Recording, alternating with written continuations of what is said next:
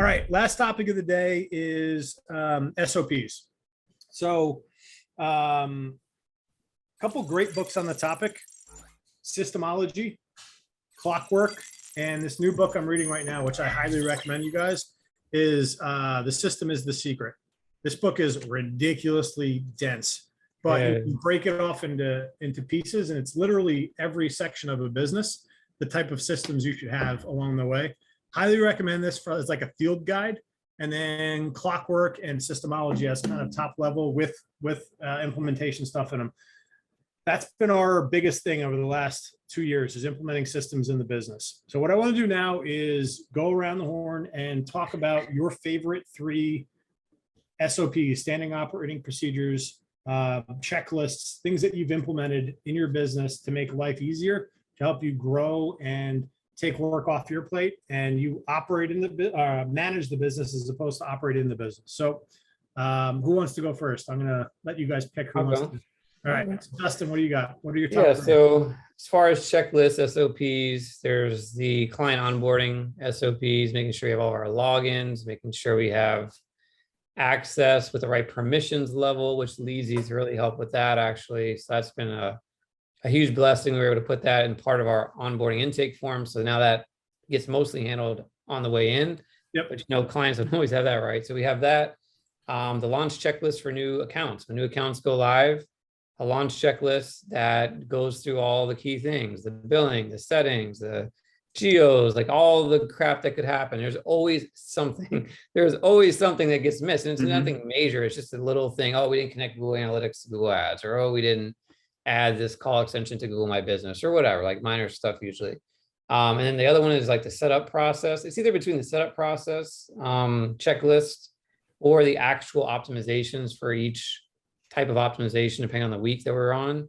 Yep. I think those 2 things are really helpful. I'm constantly tweaking them though. So like even right now, having a meeting Monday, we're going to tweak things a bit, but it's really just not that they're broken. It's just that I want to make it, I'm trying to take the SOP and try to make sure people are using their head as well as the checklist. And for the optimization part, it's the most difficult one, because everything is not black and white, right? Sometimes you have to interpret the data. So that's the hard one that I have to tweak based on like people not being me and not knowing what I'm thinking when I create it. I need them to understand and take it. So a lot of times it happens, but those are my favorite 3.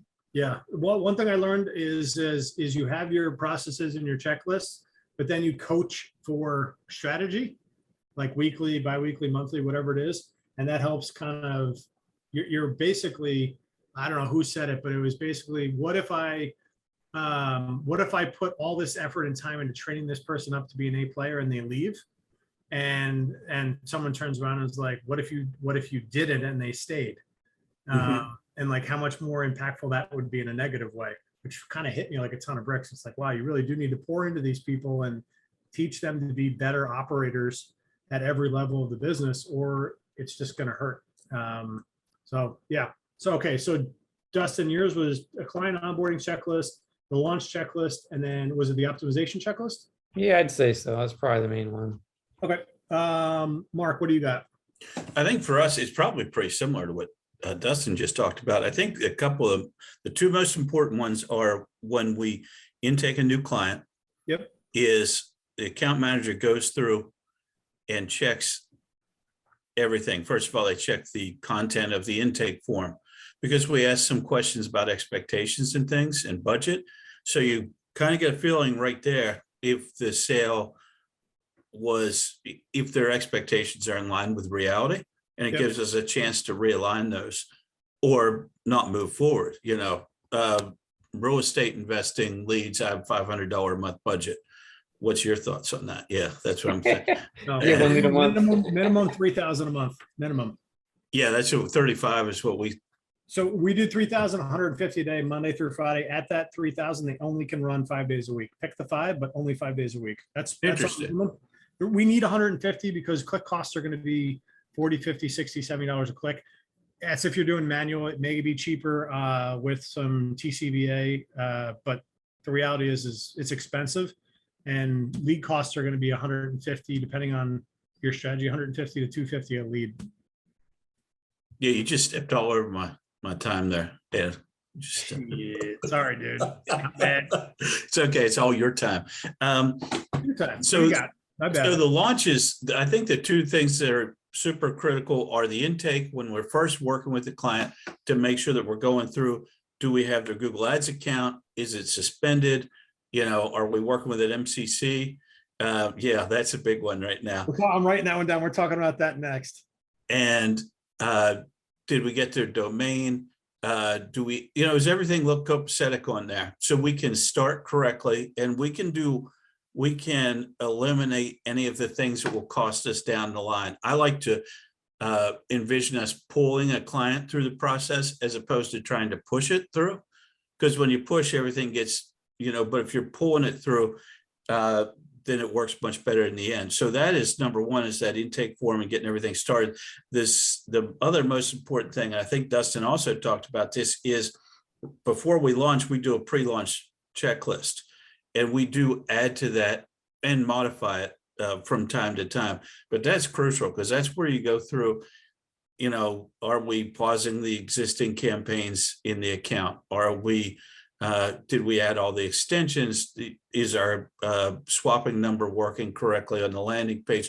Everything that someone should have checked along the line.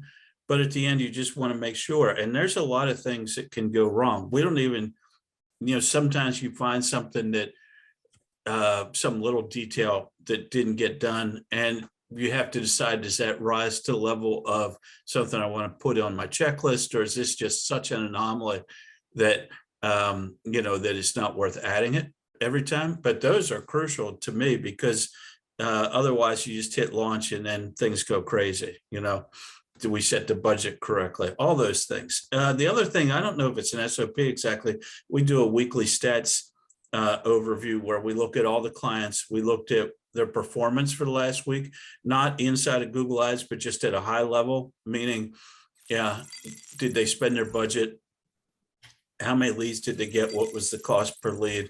Is it matching our targets? Is it matching our KPIs? So to me, that's another crucial thing right there.